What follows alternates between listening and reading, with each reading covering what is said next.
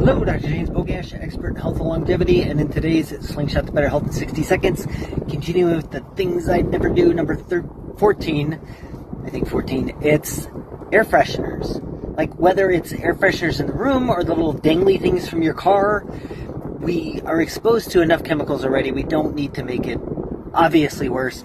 The little car fresheners in your air, like, I'm sure everybody watches my videos, but there was one a couple months ago about the amount of microplastics in cars, and this was in like Sweden or Norway. Like, forget Arizona, as that's baking in the sun.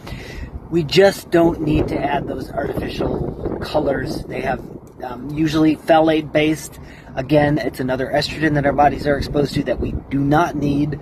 So essential oils would be fine, but like those wax melts, candles, all of those things, dryer sheets, they need to go.